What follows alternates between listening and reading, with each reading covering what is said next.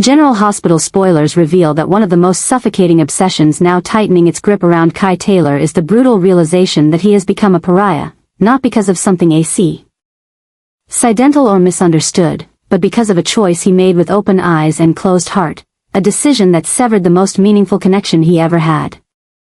The betrayal that shattered his relationship with Trina Robinson was not a moment of weakness or confusion. It was a calculated move, one rooted in misplaced trust and allegiance, and now it defines him. The consequences are no longer theoretical. They are visceral. And they are everywhere. The community that once welcomed him has turned its back. The very circles in which he once felt respected now speak his name only in whispers laced with disgust. Kai didn't just lose Trina, he lost his standing, his integrity. His place in the world he was trying to build. And that loss, that daily erosion of reputation and connection, has become his new obsession. He replays that moment constantly, the look in Trina's eyes when she realized what he had done, the betrayal reflected in her trembling voice, the finality of her words as she told him they were over. No second chance. No room for redemption. Just a clean, cruel end. She told him she would always put family first, and in betraying Curtis Ashford to Drew Cain, Kai had violated something sacred, not just trust, but loyalty, and to Trina, that was unforgivable. Her decision to walk away was not just emotional, it was resolute, deliberate. She told him he would never be family. She told him to leave. And he did, not because he agreed, but because he finally understood the depth of the damage he had caused. But what Kai couldn't predict, what continues to consume him like a fever, is the way the world beyond Trina has responded. He thought the fallout would be limited. That perhaps others would see the gray between the black and white. But they didn't. They saw betrayal. And now, even those who once smiled at him in hallways, who greeted him with casual warmth, now avoid his gaze or look through him entirely. Friends no longer answer his texts. Former allies speak about him like a cautionary tale. Even those who say nothing carry a silence more damning than words. His name has become a stain. His presence, a discomfort.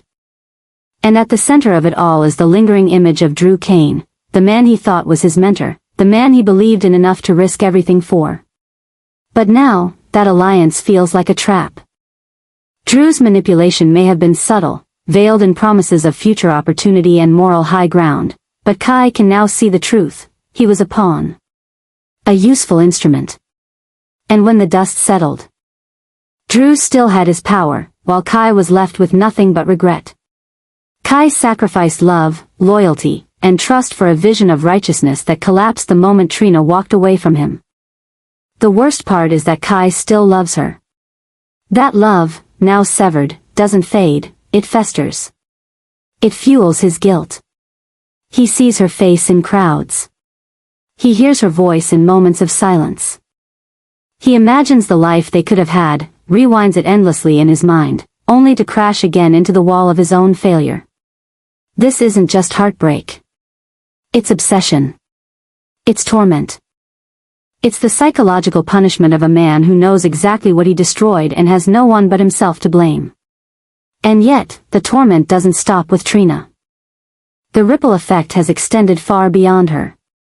Kai is now the subject of relentless judgment, the target of conversations he's no longer invited to be a part of. Even those who might empathize with his choices do so from a safe distance, afraid that siding with Kai might tarnish their own reputations. He has become untouchable. Marked by a betrayal that no one is willing to forget, let alone forgive. This emotional exile has forced Kai into a dark place, a state of inner unrest where each day feels like penance for a crime he can't undo. He questions everything now, not just what he did, but who he is. Was he ever worthy of Trina's love? Was the version of himself that stood beside Drew even real? Or was he always destined to become this, a cautionary tale? A symbol of self-destruction? And in this spiral, Kai begins to understand a new truth. This isn't just about what he lost. It's about who he's becoming. The obsession isn't only with the past, it's with survival. with reclaiming some semblance of identity in a world that now defines him by his greatest mistake. He wakes up with shame as his shadow and goes to sleep with guilt as his companion. Every attempt to apologize is met with silence. Every step forward is haunted by echoes of what he did. And no matter how far he tries to run from that moment, from the day he chose Drew over Trina, it always finds him. Kai Taylor is now a man defined by a fracture between who he was and who he must now become. But until he finds a way to forgive himself, to rebuild not just his image but his soul, he will remain trapped in this endless cycle of obsession and remorse, chased by the one truth he cannot escape, that sometimes, a single betrayal doesn't just end love, it ends everything. Kai is no longer a part of Port Charles. Not truly. Whatever value, connection, or future he thought he might have built here has crumbled into dust. And the city itself seems to reflect back at him a quiet but undeniable rejection. He walks its streets like a shadow, a man whose name is now spoken in hushed tones, whose presence draws more silence than sympathy. The warmth in people's eyes when they used to greet him is gone, replaced by glances that slide past him as if he's no longer worth acknowledging. The weight of his betrayal, the devastating choice to side with Drew against Trina and Curtis, has marked him in ways that no apology could ever undo. It's not just Trina who won't forgive him, it's the entire world around her. Those who once stood beside Kai now see him as someone who folded under pressure, who sold out love and trust for strategy and ambition. And while he still tries to tell himself that it wasn't betrayal, that he was only trying to do the right thing, that he didn't mean to hurt anyone, the reality is that no one wants to hear his side anymore. The damage is done. The bridges are burned. Even the places he once called safe, Kelly's Diner, the hospital, the park bench near the square, now carry the sting of memory, of conversations that will never happen again, of laughter that has long since stopped. Kai has become a relic in his own life, walking through a version of Port Charles that no longer has a place for him. Drew is the only one still speaking to him, still offering him something that looks like purpose. But even that has changed. What began as mentorship now feels transactional. Drew sees Kai as useful, broken, isolated, and willing. And so when he offers him the chance to leave Port Charles behind and begin again in Washington, D.C. as part of a government internship, it isn't framed as a lifeline, it's an exit strategy. And Kai, desperate to outrun the ghosts now crowding every corner of his world, accepts. But deep down, he knows that this decision isn't about growth or healing. It's surrender. It's running from the consequences he can no longer bear. Taking the job in D.C. isn't a victory. It's a quiet exile disguised as opportunity. Kai packs his things with hands that shake. Not from excitement, but from the ache of knowing he's leaving behind the only life he ever wanted, all because of a mistake he can't take back.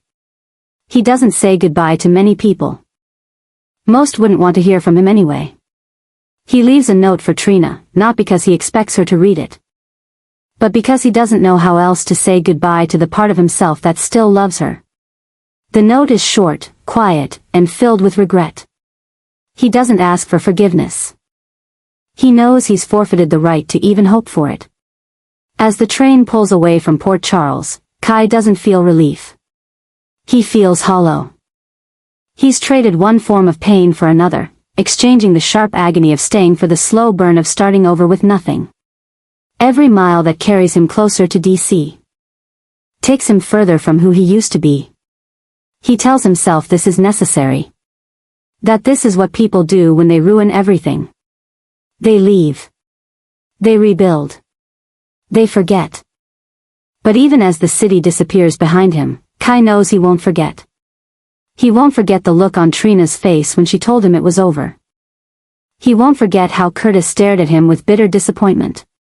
He won't forget how alone he felt in the aftermath, how even his silence was too loud for the people who used to trust him. He arrives in D.C. not as a man chasing ambition, but as a man trying to outrun failure. The internship will begin, and Drew will keep his promise to secure him a position. On paper, Kai will be fine. But the truth lives beneath the surface. Every achievement will be tainted with the knowledge that it came at the cost of everything he loved. And every time someone asks about Port Charles, about where he came from, he'll have to choose between lying or reliving the pain of telling the truth. In the end, Kai's departure isn't a redemption arc. It's a quiet unraveling. A retreat into something colder, more calculated. He doesn't carry hope in his suitcase. He carries guilt, heartbreak, and a future that doesn't quite feel like his own. Trina is still in Port Charles, still moving forward with her life, and Kai is now just a name she won't say out loud. A memory filed away under betrayal. And maybe that's the punishment that hurts the most, not the silence from others, not the exile, but knowing that the only person he ever truly loved no longer sees him as someone worth remembering. And so Kai steps into his new life not with a clean slate, but with the shadow of what he lost stretching endlessly behind him. Because sometimes the real ending doesn't come with closure or forgiveness. Sometimes it comes with a train ticket. A silent goodbye, and the quiet truth that you are no longer the person anyone was waiting for. Port Charles has become a city that no longer remembers Kai with affection, only with bitterness. What was once his home, once a place that gave him purpose, connection, and even love, has now transformed into a living monument of everything he lost, and everything he destroyed. The anger that now simmers throughout the community is not fleeting, not the kind of outrage that burns hot and then cools with time. This is a cold, festering hatred that has taken root in the hearts of the people he once cared about, a collective rejection that leaves no space for reconciliation. Kai is not simply disliked, he is despised. The story of his betrayal has traveled far beyond the original circle of hurt. It has become common knowledge, a cautionary tale told in low voices and lingering stares. People remember what he did. They remember that he chose Drew over Trina, that he sided with strategy over love, with manipulation over loyalty. They remember how Trina cried, how Curtis refused to even look at him. How every bond Kai once held was severed with swift and merciless finality. His name now elicits cold stares and closed doors. The people who once greeted him with warmth avoid his name altogether. They no longer talk about the good he once tried to do, or the kindness he once showed. All of that has been eclipsed by a single choice, a decision that fractured every relationship he held dear. Even those who might have once defended him have fallen silent, choosing to protect their own reputations rather than be associated with someone so widely condemned. Kai is no longer a man trying to make amends, he is a pariah, someone the town would rather forget than forgive. And yet, despite the months that have passed, Kai remains haunted by the idea of returning. Not because he believes he could repair what's broken, but because part of him refuses to accept that it's truly over. He imagines what it would be like to walk the streets again, to knock on familiar doors, to explain himself, not to win back affection, but to be seen again, to be heard. But those fantasies are always crushed by reality, because deep down, he knows the truth, Port Charles doesn't want him back. The anger toward him isn't dormant, it's alive. Pulsing just beneath the surface. Even now, the mere mention of his name in public spaces draws glares, sighs, and muttered condemnations. The city has moved on. The people have chosen sides. And they did not choose Kai. Every attempt to rebuild his life outside of Port Charles is marked by this invisible weight. He may be in Washington, D.C. now, working under Drew's promise of a new beginning, but no matter how polished the job title or how promising the career path, there is a shadow that follows him, one shaped like the town that turned its back on him, and the woman whose love he lost forever. Trina's silence is the most damning of all. She hasn't spoken his name since the day she told him to leave.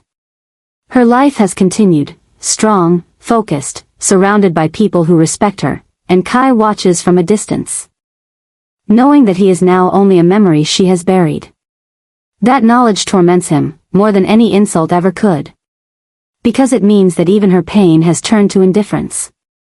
He doesn't even matter enough to hate anymore.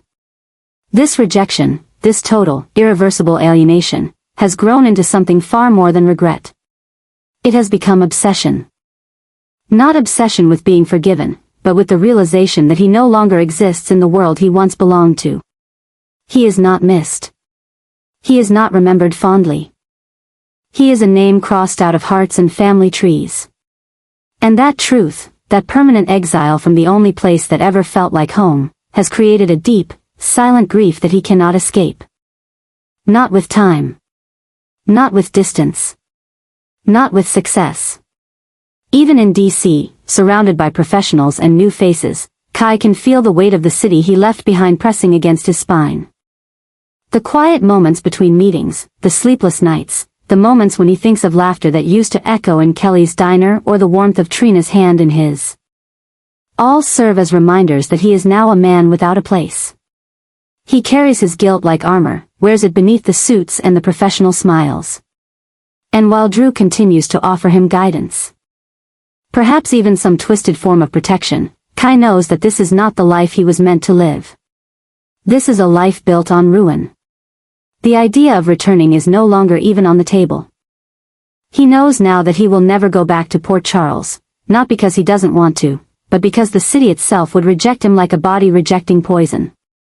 His absence is not a temporary condition. It is a sentence. The chapter is closed.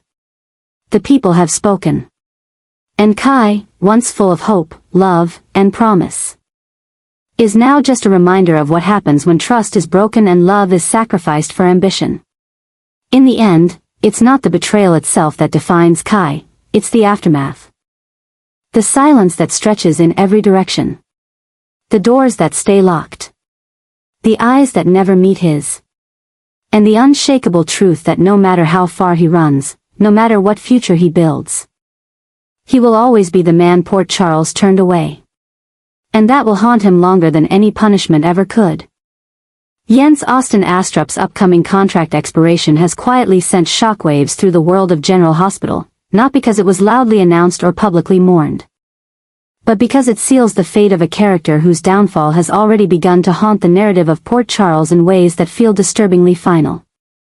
With the confirmation that Jens is nearing the end of his run, the storyline surrounding Kai, once filled with romantic potential, complicated loyalty, and emotional ambiguity, has taken a sharp, irreversible turn. The possibility of Kai returning to Port Charles has been all but erased, not simply because of casting logistics, but because the character's arc has descended into a space so heavy with betrayal, guilt, and rejection that coming back would be not only narratively impossible, but emotionally unbearable. Kai's exit, shaped by the city's deepening hatred for him and Trina's unwavering silence, no longer feels like an open-ended pause.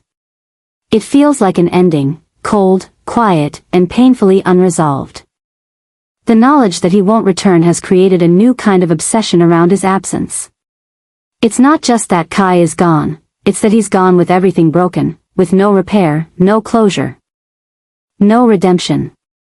And that absence is louder than any final scene. It lingers. It echoes. It bleeds into every interaction Trina has, into every awkward silence whenever someone mentions Drew's name, into every unspoken wound Curtis still carries. Kai's decision to betray Trina and stand beside Drew is no longer just a storyline, it has become a scar in the emotional landscape of the show. And now, with Jens's departure, that scar will remain open, unhealed. There will be no redemption arc, no late-night confrontation that brings tears and truth. No fragile olive branch extended across time and pain. There will be no return. Kai has been exiled from Port Charles and from the hearts of those who once believed in him. And that, in itself, is one of the most haunting developments the show has delivered. The obsession doesn't lie in what Kai might do, it lies in what he won't ever get the chance to do. Apologize. Make it right. Say goodbye face to face. Fans now live with the weight of his unfinished story, and that's what makes it powerful.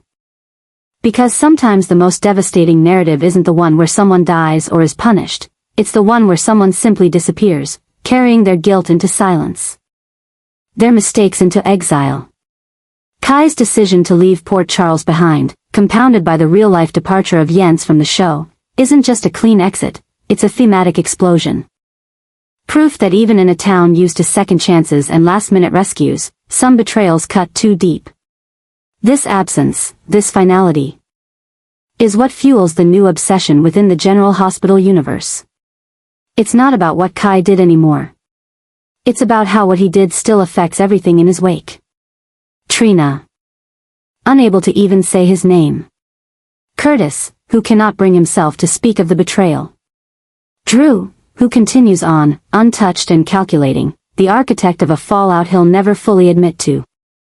The pieces Kai left behind continue to rattle through the story like a ghost that refuses to be forgotten. And now, with no return in sight. That ghost will remain, a presence built entirely out of absence. Jens may be leaving quietly, but Kai's legacy is not quiet at all. It's burning.